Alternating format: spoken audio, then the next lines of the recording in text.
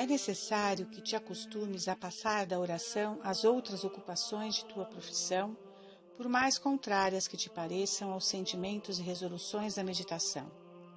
Assim, um advogado deve saber passar da meditação ao escritório, um negociante ao comércio, uma dona de casa aos cuidados do lar doméstico, com tanta suavidade e calma que seu espírito em nada se perturbe. Pois, querendo Deus igualmente uma e outra coisa, é necessário passar de uma a outra com uma devoção inteiramente igual e com uma submissão completa à vontade de Deus. Há de acontecer algumas vezes que, mal acabaste a preparação para a meditação, já a tua alma se sente tão comovida que de repente se eleva a Deus. Então, Filoteia, abandona todo o método que até aqui te expus, porque embora o exercício do entendimento deva preceder o da vontade, se o Espírito Santo opera em ti por essas santas impressões de tua vontade, não vás procurar excitar no espírito, pelas considerações da meditação, aqueles santos afetos que já possui no coração. Enfim, é uma regra geral que se deve dar larga expansão aos afetos que nascem no coração e nunca os reprimir e deter cativos em tempo algum que se façam sentir, seja antes, seja depois das reflexões. A mesma regra hás de seguir a respeito daqueles outros atos de piedade que fazem parte da meditação, como a ação de graças, a oblação de si mesmo e a oração, uma vez que a conserves em seu lugar determinado no fim da meditação. Quanto às resoluções que se conformam aos afetos, naturalmente só devem ser tomadas depois dos afetos, ao terminar a meditação, porque tendo que nos representar muitos objetos particulares e familiares, podia isso produzir distrações se as ajuntássemos aos afetos. Muito útil é, enfim, usar de alguns colóquios neste exercício da vontade, dirigindo-nos ora a Nosso Senhor, ora aos anjos e aos santos, máxime aqueles que tomam parte no mistério que se medita, a si mesmo, ao seu coração, aos pecadores e até às criaturas irracionais, como fez Davi nos Salmos e outros santos em suas meditações e orações. Capítulo 9. A aridez espiritual na meditação. Se acontecer que não aches prazer na meditação, nem sintas aí consolo algum para a tua alma, eu te conjuro, Filoteia, a não te perturbares com isso, mas procura remediar o mal com os alvitres seguintes.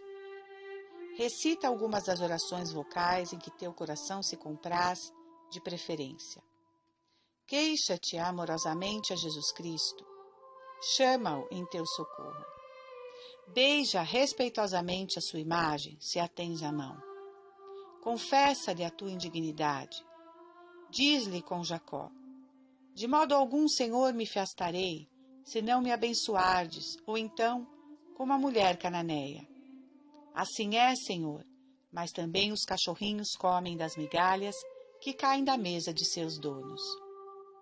Às vezes podes tomar um livro e ler devotamente, até que teu espírito esteja mais concentrado e disposto. Excita o coração, o mais vivamente possível, por algum ato exterior de devoção, prostrando-te por terra, cruzando os braços ao peito, conservando um crucifixo entre as mãos. Tudo isso, naturalmente, só se sentires sozinha. Se após tudo isso a tua secura espiritual não se atenuar, ainda não desanimes, Filoteia, mas conserva-te sempre na presença de Deus com todo respeito. Bem sabes quantos cortesãos há que 100 vezes por ano vão à corte, sem esperança alguma de falar com o príncipe, mas somente para serem vistos dele, lhe prestarem homenagem, ou, como se costuma dizer, lhe fazerem corte.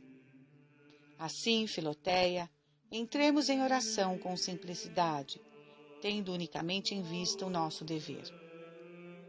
Se a Divina Majestade se dignar de nos falar, por suas inspirações, ou de dar-nos a graça de lhe falar, será certamente uma honra imensa e um prazer delicioso.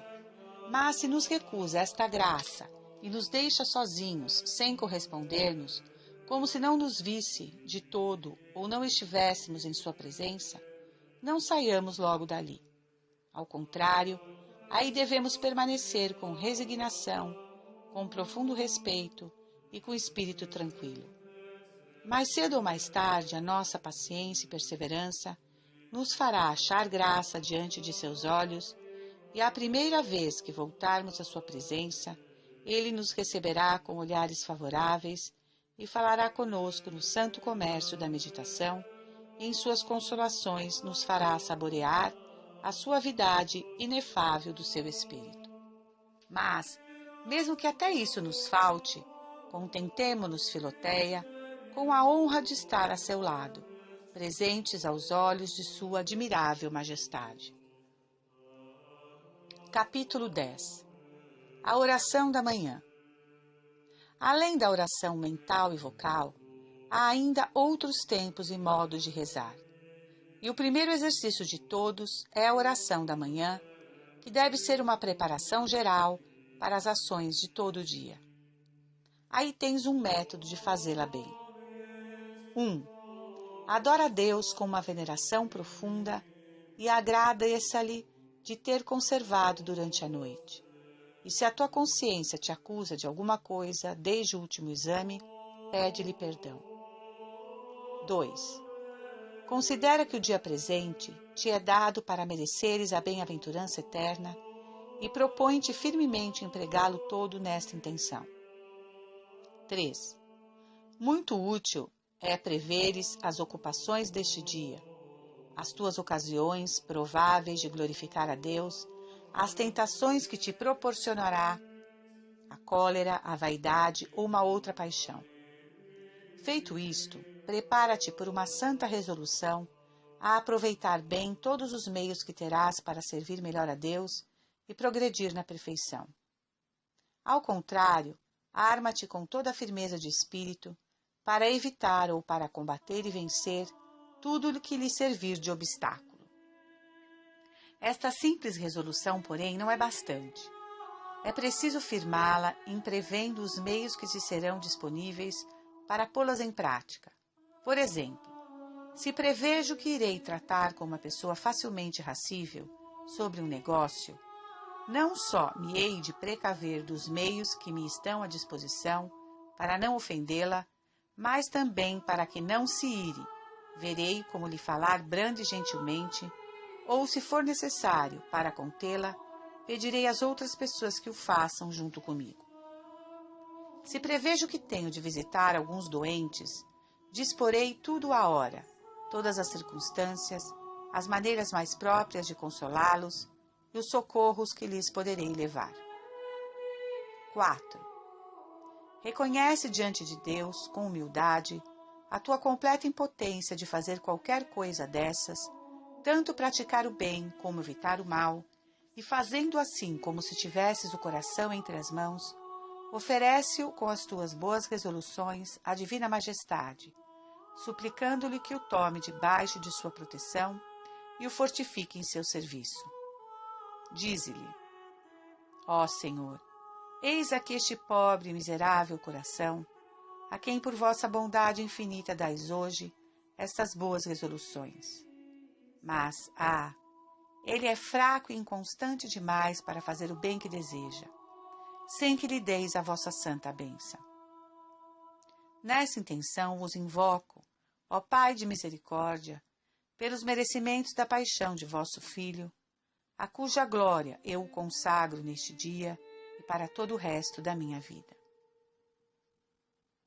A esta breve oração, acrescenta a invocação da Santíssima Virgem, do anjo da guarda e dos santos, a fim de que com sua proteção te ajudem. Demais, esta oração que fará pela manhã, e se puder ser antes de saíres do quarto, deve ser fervorosa e ardente, para que a bênção de Deus que aí obtiveres se estenda sobre todo o dia. Peço-te encarecidamente, Filoteia, que nunca as omita. Capítulo 11. a oração da noite e o exame de consciência. Como antes da refeição corporal tiveste o alimento espiritual pela meditação, será de grande proveito tomares também deste alimento espiritual antes do chá à tarde. Escolhe alguns minutos antes desta refeição e prostra-te diante de teu Deus aos pés do crucifixo, lembrando-te contigo mesmo da dissipação do dia. Reacende em teu coração o fogo da meditação da manhã, por atos de profunda humilhação, por suspiros de ardente amor a Deus, e aprofunda-te, abrasada deste amor, nas chagas do amantíssimo Salvador. Ou então vai repassando em teu espírito e no fundo do teu coração tudo quanto saboreaste na oração, a não ser que prefiras ocupar-te de um novo objeto. Quanto ao exame de consciência que devemos fazer antes de nos deitarmos, não há ninguém que ignore. 1. Devemos agradecer a Deus de nos ter conservado durante o dia. 2. Examinam-se todas as ações, uma a uma, e as suas circunstâncias. 3. Achando-se alguma coisa de bom, feita neste dia, dá-se graças a Deus. Se ao contrário, se ele tem ofendido por palavras, por pensamentos e por obras, pede-se-lhe perdão por um ato de contrição, e deve abranger a dor dos pecados cometidos, o bom propósito de corrigi-los e boa vontade de confessá-los na primeira ocasião. 4. Depois disso, recomenda-se à divina providência, seu corpo e sua alma, a Igreja, seus parentes e amigos, invoca-se a Santíssima Virgem, os santos e os anjos da guarda, pedindo-lhes de velar sobre nós. Feito isso, com a bênção de Deus, vamos tomar o repouso que Ele quer que tomemos. Nunca se deve omitir esta oração da noite, assim como a da manhã, pois como pela oração da manhã se abrem as janelas da alma para o sol da justiça, assim pela oração da noite elas se fecham para as trevas do inferno. Capítulo 12. Do recolhimento. Neste ponto, Filoteia, desejo que sejas mais dócil ainda em seguir os meus conselhos, porque penso que daí muito depende para o teu adiantamento. Lembra-te, as mais vezes que puderdes durante o dia, da presença de Deus, servindo-te de um dos 4 meios de que tenho falado. Considera o que Deus fez e o que tu fazes, e verás que Deus tem continuamente os olhos pregados em ti com um amor inefável. Ó meu Deus, hás de exclamar, por que não emprego sempre os meus olhos para contemplar-vos, assim como vós estáis sempre olhando para mim com tanta bondade? Por que pensais tanto em mim, Senhor? Por que eu penso tão raras vezes em vós? Onde é que estamos nós, minha alma? A nossa verdadeira habitação é em Deus. E onde é que nos achamos? Os passarinhos têm ninhos onde se refugiam. Os veados têm os matos e moitas para se esconderem ao abrigo dos caçadores e dos raios ardentes do sol.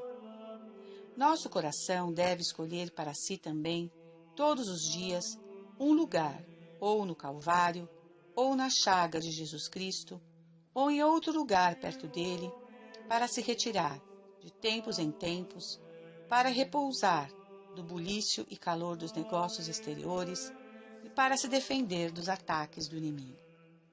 Sim, 3 vezes feliz é a alma que em verdade pode dizer a Nosso Senhor: Vós sois o meu lugar de refúgio, a minha fortaleza contra os inimigos. À sombra de vossas asas, respiro um ar dulcíssimo e estou seguro, ao abrigo das intempéries do tempo. Lembra-te, Filoteia, de retirar-te muitas vezes à solidão do teu coração, ao passo que as tuas tarefas e conversas o ocupam exteriormente, para estares a sós com teu Deus. Tudo que te cerca não lhe pode fechar entrada, porque tudo isso está fora de si mesma. Este era o exercício ordinário de Davi no meio de suas múltiplas e importantes ocupações, como vemos muitas vezes nos Salmos. Ó Senhor, estou sempre convosco, sempre vos estou vendo, meu Deus, diante de mim. Levantarei os meus olhos para vós, ó meu Deus, que habitais no céu. Meus olhos estarão sempre em Deus. Com efeito, tão sérias não são, de ordinário, as nossas conversas, nem exigem tanta aplicação às nossas ocupações, que não possamos subtrair-lhe um pouco de atenção para nos retirarmos à querida solidão. Como os pais de Santa Catarina de Sena não lhe deixassem tempo em lugar algum para suas orações e meditações, Nosso Senhor inspirou-lhe o pensamento de erigir um oratório no fundo do coração, onde pudesse refugiar-se em espírito no meio das ocupações penosas que seus pais lhe impunham. Ela assim fez, e com facilidade pôde suportar todas as contrariedades do mundo, porque, como costumava dizer, se encerrava neste aposento interior, onde se consolava com seu esposo celeste. Tornou-se esta sua prática ordinária e desde então muito a recomendava aos outros. Recolhe-te às vezes à solidão interior do teu coração e aí, num completo desapego das criaturas, trata dos negócios de salvação e perfeição com Deus como dois amigos que cuidam familiarmente de seus negócios. Dize-lhe como Davi: tornei-me semelhante ao pelicano do deserto, cheguei a ser como a coruja no seu albergue. Vigiei e estou como o pássaro solitário no telhado. Tomando essas palavras no sentido literal, elas querem dizer que este grande rei acostumara seu coração à solidão e passava cada dia algumas horas entregue à contemplação das coisas espirituais. Interpretando-as, porém, num sentido místico, elas nos descerram 3 belíssimas solidões para onde nos podemos retirar com o nosso amantíssimo Jesus. A comparação da coruja